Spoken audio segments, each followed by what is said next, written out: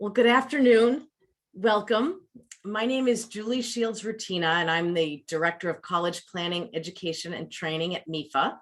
And we're so glad that you're joining us this afternoon for this webinar on Massachusetts State Financial Aid. This is part of the MEFA Institute, and you can receive professional development credits for this. So please remember to check out the MEFA Institute on the MEFA website at mefa.org/MEFA Institute to continue to see all of these great professional development opportunities for you. And today we have a really wonderful presentation. We have with us Dr. Clantha McCurdy, who is the Senior Deputy Commissioner of Access and Student Financial Assistance at the Office of Student Financial Assistance here in Massachusetts. And Clantha is going to share all kinds of important information about Massachusetts state financial aid and programs and resources. So with that, Clantha, I'm going to turn it over to you. Okay. And I will go off video here for a minute. Thank you all. Great. Thank you, Julie. And thanks for agreeing to guide the PowerPoint for me today with my technical issues that I'm having locally. So we're going to get started. Julie has already told you who I am, Clantha McCurdy with the Department of Higher Education. If we move to the next slide, Julie. And I did want to provide you with my email address, and I'm listing my mobile phone number since we continue to be remote pretty much. So I've used that work phone number, the cell phone, for quite some time. So please feel free to reach out to me on that number. But I want to give you some background information on financial aid. And to do that, I thought it might be helpful for me to give you a little bit of an update regarding some of the issues or initiatives that impact financial aid in Massachusetts. Okay. And thank you. I will add one piece, Clantha, which is that I'm recording the session. And so we will send you the recording and we'll send you the slides. So you'll have all of that also. So thanks. Okay, great. Okay. So moving on, I thought I'd give you just a brief overview of how COVID has impacted us. And I think the good thing is that you in the public school system share the same kind of challenges that we've had since March of 2020.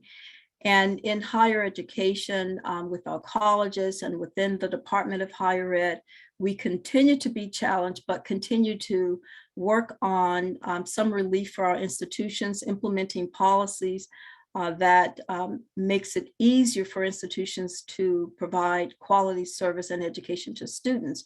My office has been remote since March of 2020.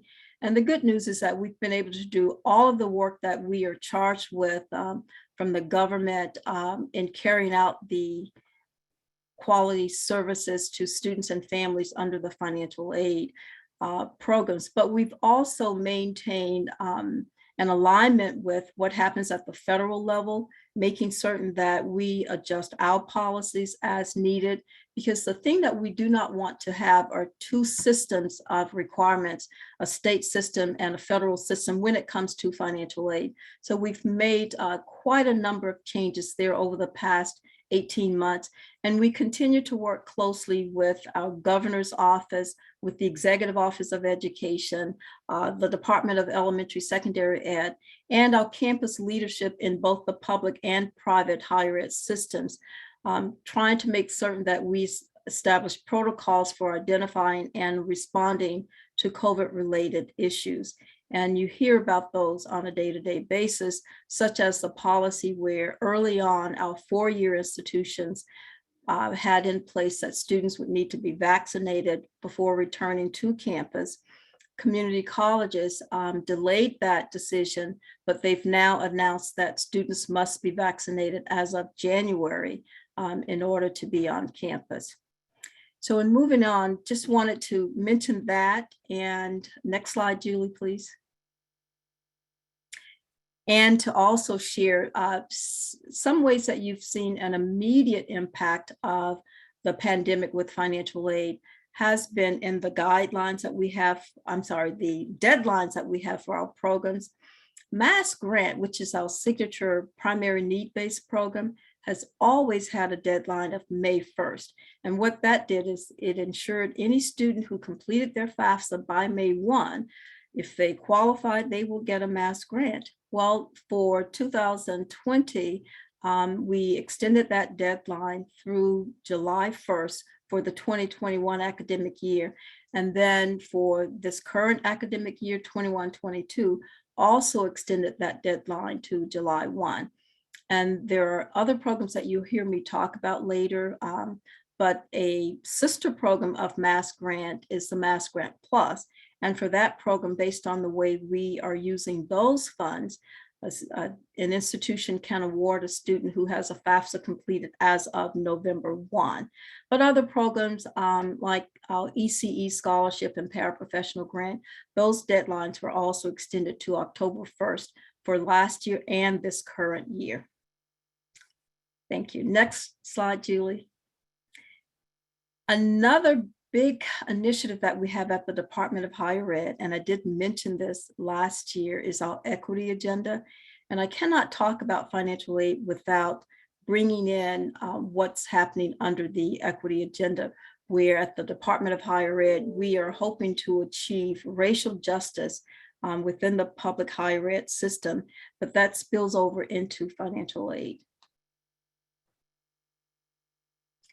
So with the equity agenda, there are three primary objectives when it comes to financial aid and equity overall, and that is to make college more accessible and affordable for all Massachusetts residents, closing gaps in student opportunity and achievement, and improving our college completion rate. So these are three humongous goals that we have continued to work toward over the past 3 years. And we are actually looking at a system-wide strategic plan that places equity at the forefront for our underrepresented populations. And that's the work that you'll see the Department of Higher Ed completing over the next several years. So as far as state financial aid, the equity agenda that the board adopted requires an audit of all of our existing financial aid policies. And the goal is to eliminate any policy that obstructs the pathway of a student of color from benefiting with state financial aid resources or any unfair guidelines. The audit may result in changes in eligibility requirements and even more control over programs that we consider to be decentralized. And that means we allocate funds directly to the institutions to award to students, but we may, based on the audit, have some other control methods that may be put in place. And so in another couple of years, you may see some slight changes in our state financial aid programs, but all positive. So as we look at the equity agenda broadly, we've come up with 4 policy levers, and I thought it might be good to share that with you. Access, retention, completion, and finance. And around that circle, you'll see some things that are considered key to each of those levers. Under access, you do see early college, you see the MassGrant Plus, something that you may be familiar with, the SAT optional pilot that, as I understand, has been adopted now by all of our public institutions. But there are a number of other things that all in some way are impact or require some attention to our state financial aid. So for fiscal year 22, our policy priorities will be focused on the 5 circles that you see. In the orange, you see MassGrant Plus, and that is something that comes directly out of my division of the Department of Higher Education, and it serves to address the college affordability initiative that we are working on. State financial aid priorities, I just mentioned college affordability. The goal here is to close the unmet need gap. So often you hear about students getting financial aid, but there's always a tremendous amount of unmet need. Some of that has been created in the public sector based on the availability of state financial aid resources. You know, each year that we go to the legislature with our budget requests, sometimes we get some money, sometimes we get nothing, and sometimes, depending on the state's economy, some funds are taken away from us. But we have identified how we are choosing to close the unmet need gap, at least at the public sector of higher education, through the use of two programs: the MassGrant, which I mentioned is our signature primary need-based grant program, and the MassGrant Plus. Under the MassGrant Plus, it's currently a pilot program. We implemented it 3 years ago with the community colleges. And through that program, we are providing resources for direct costs at community colleges, tuition and fees, and a modest book allowance. And as you know, our community colleges do not have residence halls. So we have targeted pretty much a small component of unmet need. As you know, when you look at the total cost of attendance, you see unmet need capturing not only tuition, fees, room and board, but there are a number of other costs that go into the total cost of attendance. But for this initiative, we are looking at a student's direct bill charges plus book expense. And over the past 3 years, what we have seen is a reduction in the unmet need at community colleges. We had 24% of the students with unmet need in 2018. That was reduced to 21% in 2019, and then down to 16% in 2020. So once we get the data for fiscal year 21, which is coming into our office now, we'll be able to analyze that. And I imagine that we're going to see an even lower percent. The second component of MassGrant Plus is expanding that into the state universities, the 9 state universities. Program works a little different there. In the community colleges, any student who has unmet need, whether they're Pell eligible or not, can get a MassGrant Plus after all other aid is considered. At the state universities, larger cost, more students, we're looking at prioritizing this for Pell eligible students first. And if an institution has remaining funds, then they can go ahead and award that to other students, but with the same target of providing sufficient aid for tuition fees, books, and supplies, essentially awarding MassGrant Plus as a last dollar award after all other aid has been considered. So we started this last year with $5 million to state universities, and this year that has been expanded to $10 million. And in FY23, we hope to fold the UMass 4 campuses into the MassGrant Plus program. This chart here just shows a little bit about what could have happened at our state universities if we had MassGrant Plus money to award at the same time we introduced the program to the community colleges. So in 2018, we could have met the need of 55% of the students, 48% in 2019, and 53% in 2020. Actually, this slide is a cut and paste from another presentation, and those percentages should have appeared in the blue, but I couldn't get that, so I just put it in black there. Thanks, Julie. So just a couple of things about our enrollment. Last year, we reported just some really ugly statistics on fall enrollment. Our enrollment was down in Massachusetts. You know, we've been tracking enrollment and predicted an enrollment decline over the years, which we did have, but due to the pandemic, that decline in enrollment was a lot greater than what we had ever anticipated. So the good news this year is that enrollment is back up slightly. So we are on the way back up, which means that a lot more students have re-entered the public higher ed system. It's good news, but it's still not as good as what we'd hoped for. And on the next slide, what you'll see, if we can move to the next slide, Julie, some of the reasons that people or students said that they're not attending. Some individual students have health and safety concerns about returning to a classroom in a hybrid method. Some have some discomfort with studying with distance learning, increases in childcare responsibilities, just a number of things, maybe similar to what you see with enrollment coming back to campuses with parents having some concerns, but the same thing flows over into higher education.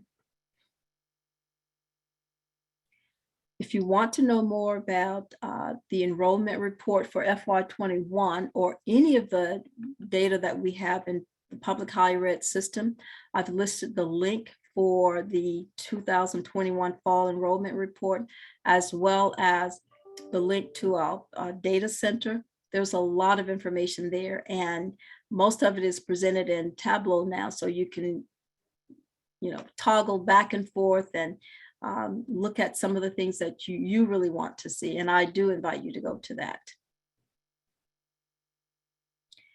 For state financial aid, as I mentioned, we want to eliminate the unmet need that we have.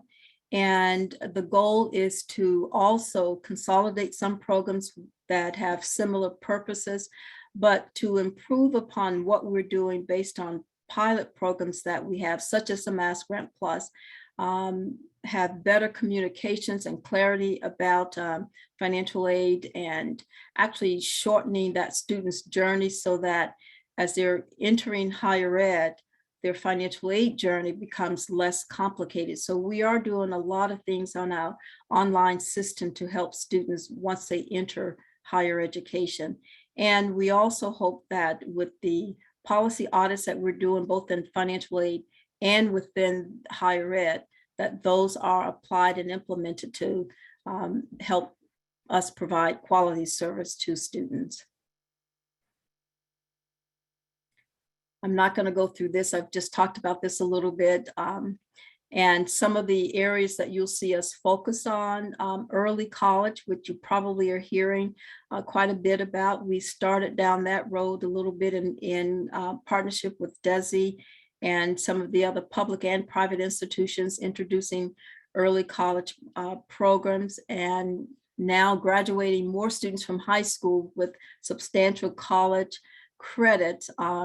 But there are a number of other things that we have in place that you may hear buzzwords: Commonwealth Commitment, FAFSA Completion, the food and housing insecurities. A lot of those are initiatives that we have going on behind the scenes to improve the higher ed experience for Massachusetts residents.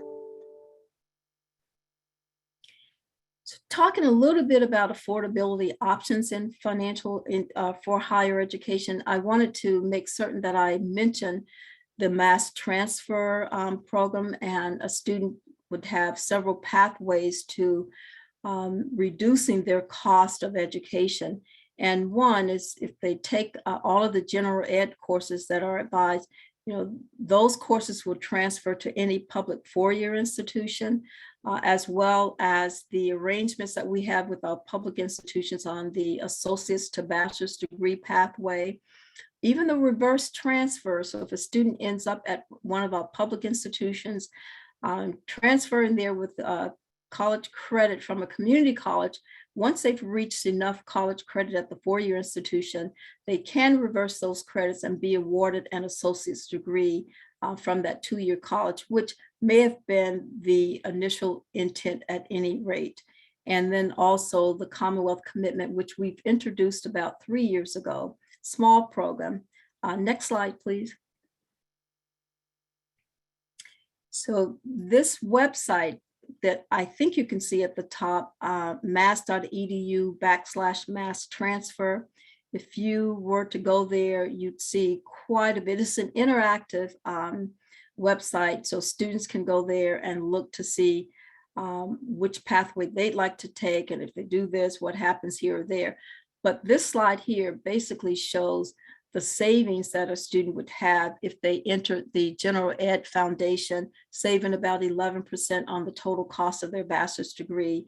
on the A to B transfer, 28%. And then if they were to enter the mass transfer plus Commonwealth Commitment, saving up to 40% of the total cost. And this is information that is typically provided to any student that enters one of our community colleges. So I think I'll skip this step here, but it just shows some of the benefits. But under Commonwealth Commitment, just wanted to highlight that although this is a small program, it is substantial because the benefit to a student is the 10% rebate on their tuition and fees. So a student who enters a community college, let's say they entered this fall, if they sign up for Commonwealth Commitment, when they transfer to the four-year institution, they're not only getting a 10% rebate at the end of each semester while at the community college, so long as they complete a certain number of credits and maintain a 3.0 GPA, but they are also locking in tuition at that four-year institution at the rate that students are being charged for this fall. And that's something that I don't know if people understand that as much, but it's locking in tuition and being able to get a rebate on that tuition as well once they get to the four-year institution. So we do have a number of students enrolled in the program. However, some may not get the benefit if they fail to maintain that GPA requirement, which is a 3.0. But they continue to be in the program. So at any point that the semester GPA is a 3.0, then they're eligible for that rebate, which the state pays. Questions? I've listed our contact for the mass transfer at the Department of Higher Ed. This was Elena put in a significant amount of work, and she's available at any time to respond to questions, but you can also send questions to OSFA, and if we don't have the answer, we'll certainly get that to you, but Elena will respond directly as well. Unsafe financial aid programs, very quickly, the information on our budgets this year, we have the largest financial aid budget in over 3 decades, $130 million. Now that may not sound like a lot if you're from a state like Washington or New Jersey or New York or what have you, but it speaks volume for us who've been around Massachusetts for a while. In fact, we grew the financial aid budget by 20 million this year. And the other individual line accounts are also either level funded or receiving a little bit more money. In addition to that, we spend about $60 million in tuition waivers or tuition credits. So we have essentially a $200 million program right now. And with that, and the general scholarship, the $130 million program, that funds a number of our programs, including the MassGrant, which remains the what I would call the flagship program, and it serves the largest number of students who demonstrate significant financial need. As an overview, we have typical programs, scholarship grants, tuition waivers, internships, and a no-interest loan program. 94% of our funds are need-based. But we do have a combination of centralized and decentralized programs. And centralized simply means that the Department of Higher Ed's Financial Aid Office designates the awards. We select the students, award them. On the decentralized programs, as I mentioned earlier, we allocate a certain amount of money to institutions, whether it be public or private, with guidelines as to how they should award those dollars to students. FAFSA is the application for all state financial aid programs. We're not like some states that require a FAFSA and something else. On average, we are receiving about 325,000 FAFSA records, and all of our financial aid is now processed through our MassAid system, which is an online system that has access for both students and the institution. So if an institution is certifying that a student is enrolled and eligible, they're going to go into the MassAid system. If a student wants to lock in and figure out what they're getting from state financial aid or where their money is processing through the system, They can set up an account through MassAid, and that remains their account for as long as they are an undergraduate, even if they transfer. Students can also upload documents to MassAid if they're missing something or have to prove residency or something along that line, or even a transcript if that's needed to verify eligibility for certain certain programs. We also are communicating with students via email now or text, which is a feature that we added this year. And the only time we send a paper letter through the regular mail is if we have an invalid email. So we've kind of arrived here with technology. And as far as FAFSA completion, as you know, many of you probably know, we started an initiative back in 2017 working with the Department of Elementary Secondary Ed, where at this point in time, we share the FAFSA data that comes in. We do as much sharing as the federal government allows, and it allows DESE to give you a matching list of students through your Edwin analytics, so you can decide or determine which students you need to chase to get them to complete the FAFSA.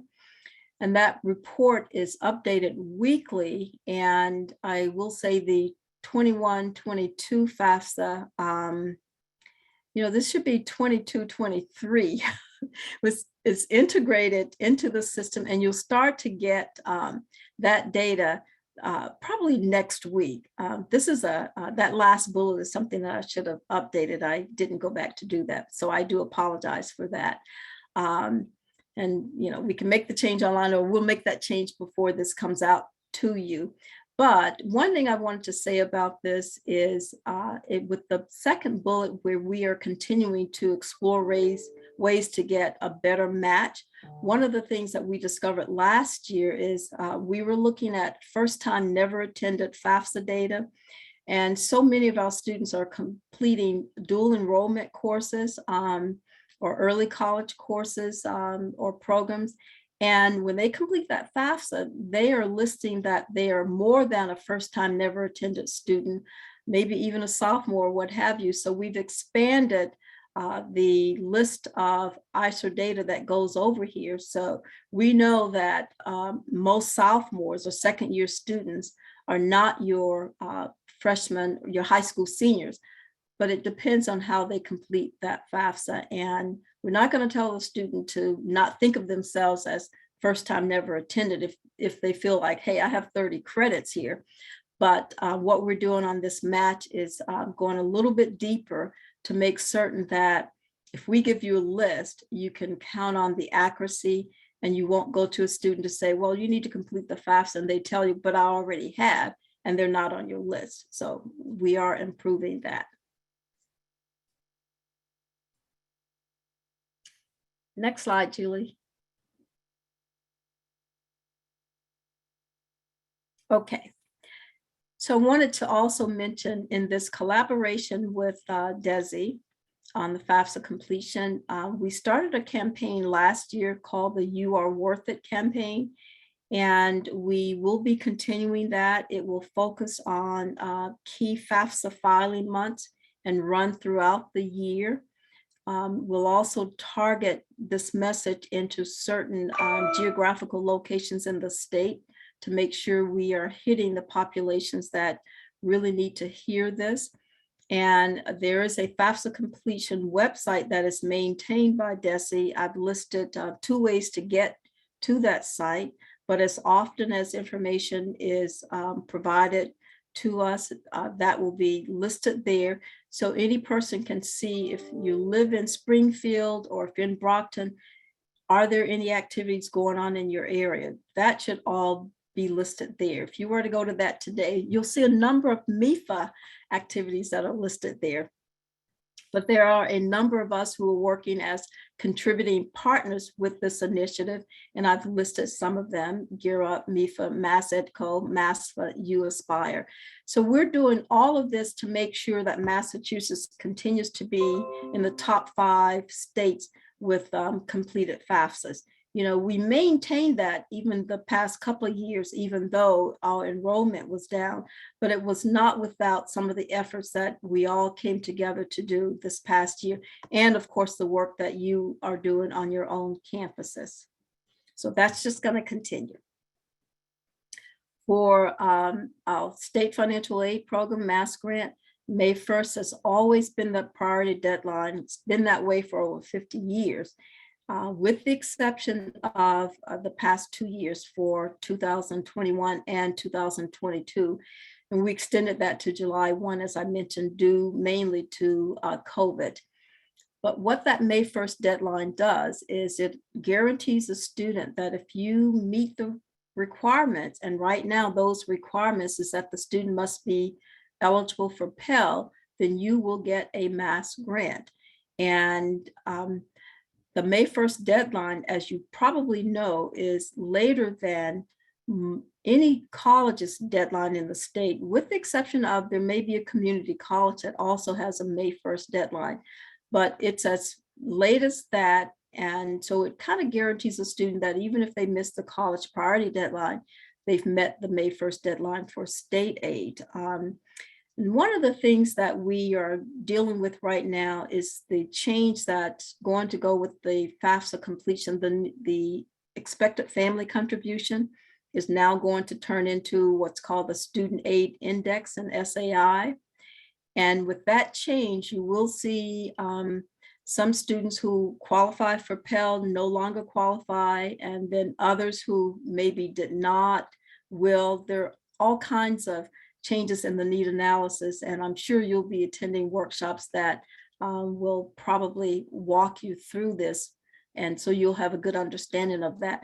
But the good news for us is, since we have always said that our MassGrant is based on Pell eligibility, you will know that if your student qualifies for Pell, even if under the SAI formula, they will still continue to qualify for a MassGrant.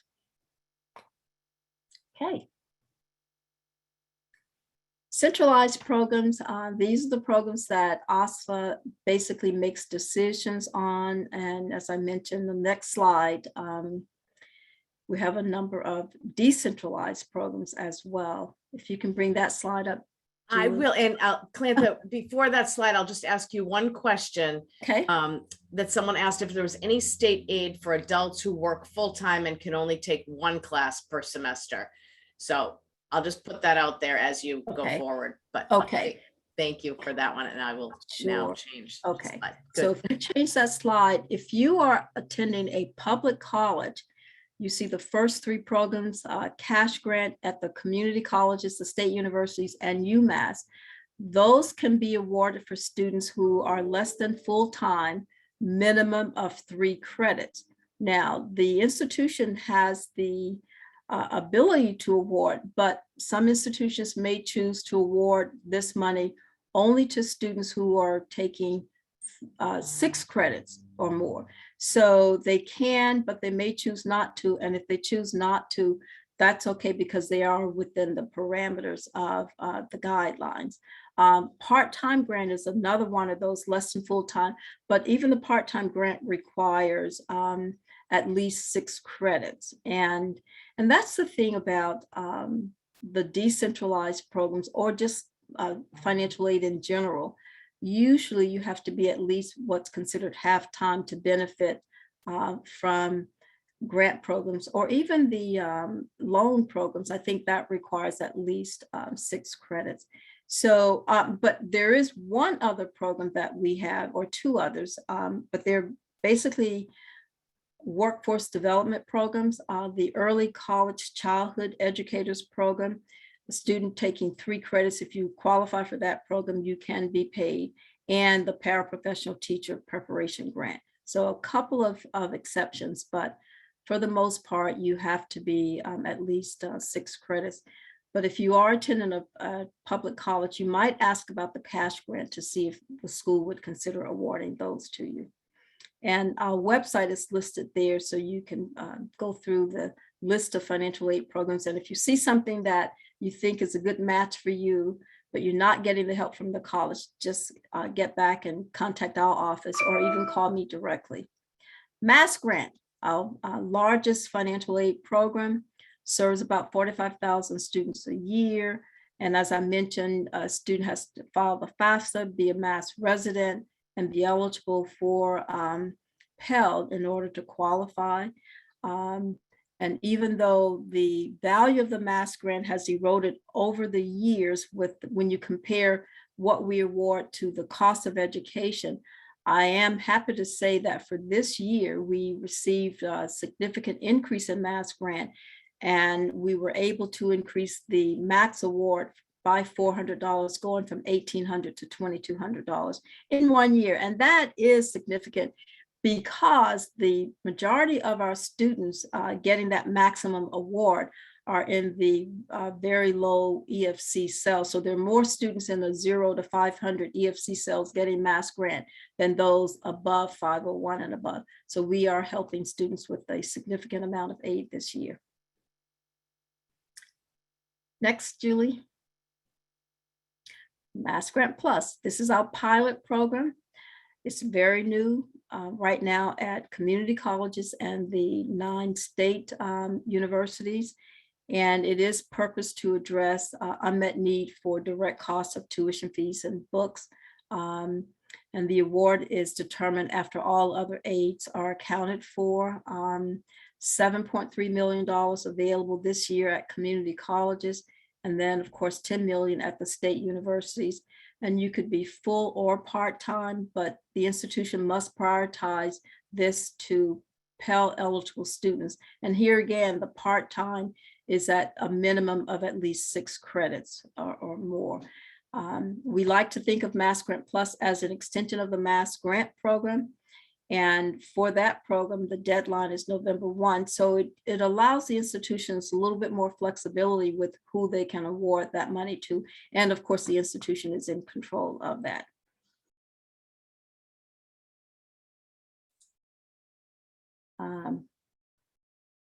Okay, so here's a question. Is it just a way of, I missed the question. Julie, is there a question that I need to respond to? I answered it in the chat. Oh, okay, sorry. Okay. So under, okay, great. I'll ask the other ones later. Yep. Sure. The next program is our tuition waivers. And as you know, Massachusetts Board of Higher Ed has the authority to grant waivers. And most of our waivers, in fact, there's probably about 25 or 26 of them, all approved by the Board of Higher Ed at some point over the past couple of decades. The largest is the need-based tuition waiver that our institutions award to students. But the John and Abigail Adams Scholarship is also another awarded as a tuition waiver or tuition credit. So is the COPLEC valedictorian tuition waiver and the adopted and foster child tuition waivers. But $60 million in waivers is good. And that number can increase based on the number of eligible students. So there's no cutoff with the tuition waiver program. On the Adams Scholarship, first started since 2005, over 270 students have been designated. And on average, we get about 11,000 to 12,000 students who matriculate into the public higher ed system. But if you look at the awards or the designation over the past 4 or 5 years, there's about 18,000 students that are being designated for this program. And we are waiving about $16.5 million. Students each year, students have 8 semesters of tuition waiver or tuition credits if they're at the UMass system, and they can receive that within 6 years of graduating from high school. So what that does is it allows the student the gap year if they want that, or to be in and out for a bit, but as long as they complete their eligibility within 6 years of graduation, they can receive up to 8 semesters of that. They must maintain a 3.0 GPA. And I will say that the majority of students do enroll at the UMass campuses, although they're sprinkled throughout the public higher ed system. And only for Adams, a student can only attend a public institution. The other thing about the Adams Scholarship, and you probably have gotten this message, is that the designation letters for your 2022 graduates are scheduled to be delivered to the district offices on October 22nd. That's tomorrow. And with that information, schools have been asked to designate the person who's their Adams letter contact, inform students of that, and then schools are also encouraged to make a copy of that letter for future. But I can tell you that if you look at this last bullet, we've integrated the Adams Scholarship into our MassAid system. So if a student loses that letter, they can come back to us, contact our office, and we can provide them with a duplicate verification for that. So they no longer have to call and leave a message or bother you for that purpose. You can just give them our number. The class of 2023, that could change as far as how students are designated, and that depends on MCAS testing schedule and other factors, but we work closely with DESE on that. They will let us know what needs to happen, and the Department of Higher Ed has to agree that that makes sense. And I think they do a wonderful job with making some modifications so that students, all students, including primarily our students of color, have the ability to benefit from the Adams Scholarship as well. Couplet Certificate of Mastery, another waiver program. And as you know, students are invited to apply for that. That selection process is handled strictly by the Department of Elementary and Secondary Ed, but the Department of Higher Ed simply facilitates the awarding or accrediting of the tuition waiver benefit to students once they enroll in a public college. And for this, the student has to complete the FAFSA annually and maintain a 3.3 GPA. So at any point that a student loses the couplet, if they were also designated for the Adams Scholarship, so they move down from a 3.3 to a 3.1, they can go to the college and say, well, you know what, just put me on the Adams Scholarship. That works too, because we do have students who benefit from both programs. And I've noted here that there could be some changes to the selection criteria based on MCAS, COVID, and all of that. But that is left up to the Department of Elementary and Secondary Education. And you guys are probably already aware of that and may know more about that than I do at this point. I've listed the contact for the couplet, Alexia Cribbs at the Department of Elementary Secondary Ed. You probably are familiar with Alexia by now, but if you have any questions regarding the scheduling or when students are notified or when you'll have that information in your mailboxes or what have you, I'm going to send you directly to her because that's where that information comes out of. But once that student gets that certificate, they can come back to us. Very quickly on the Kristen Herder Scholarship Program, a very popular program, and I want to say thanks to you for submitting nominations to us each year. If we go to the next slide. It's a competitive scholarship and students are able to receive it for 4 years.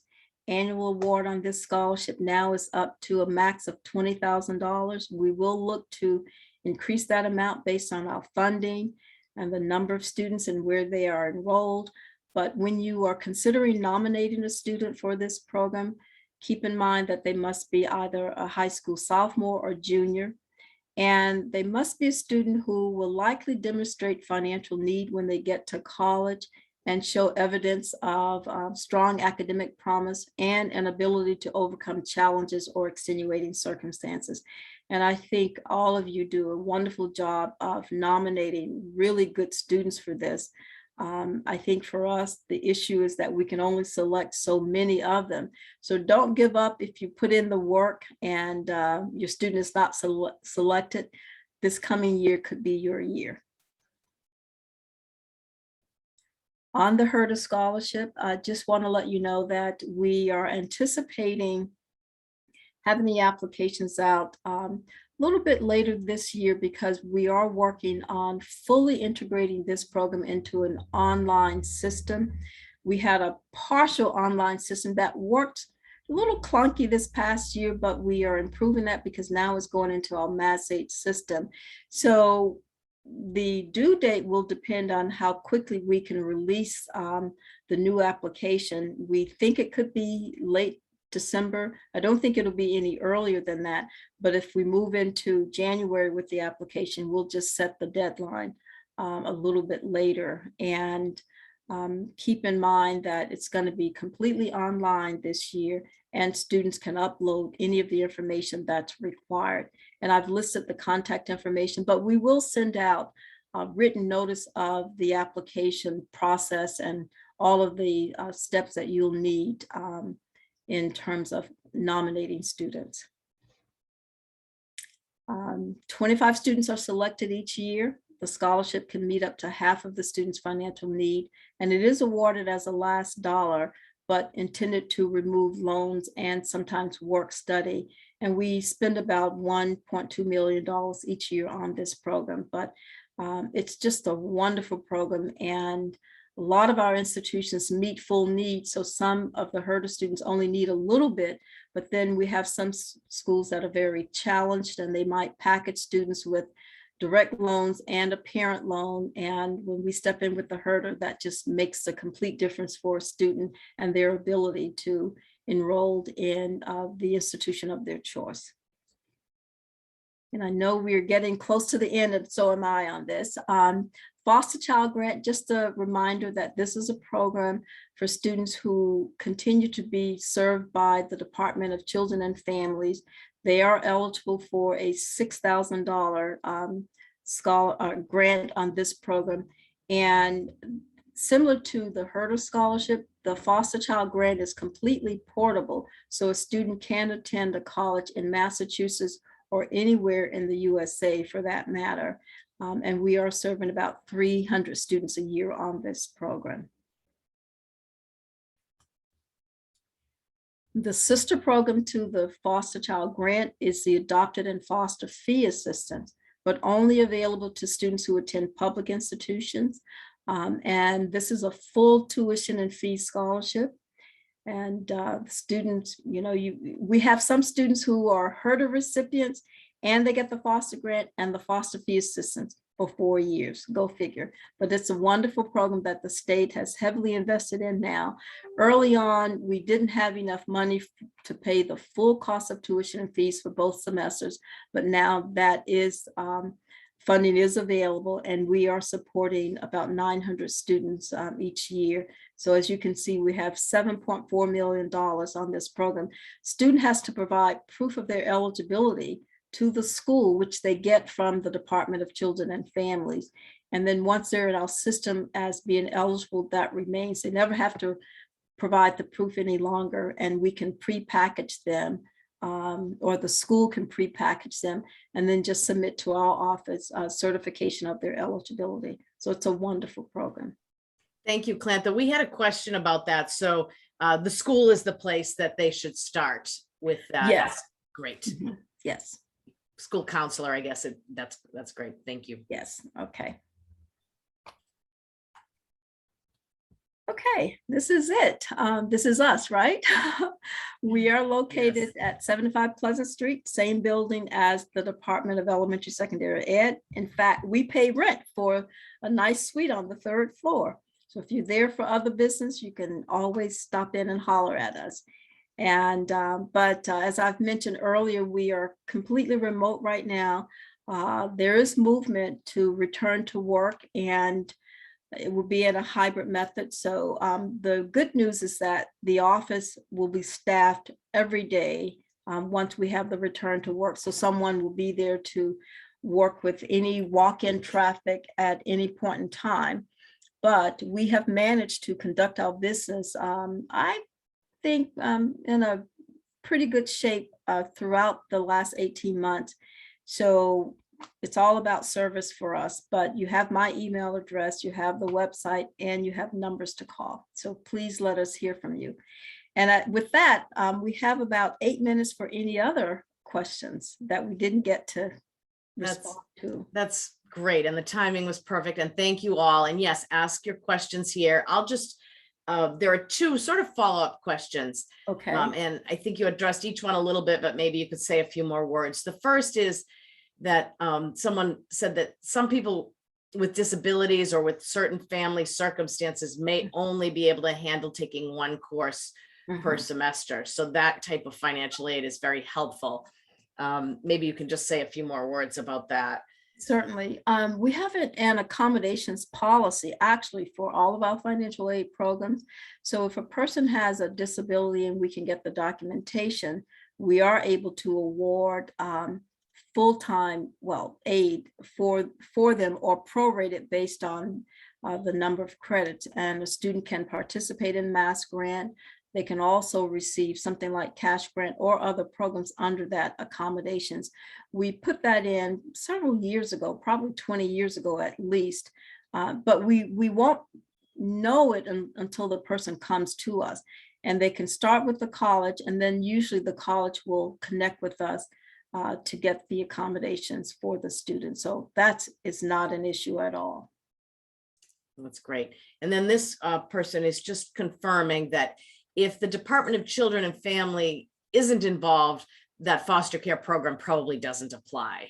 That is correct. If they're not involved, then it doesn't apply. In fact, under the adopted fee assistance, the student has to be adopted through the Massachusetts Department of Children and Families to qualify.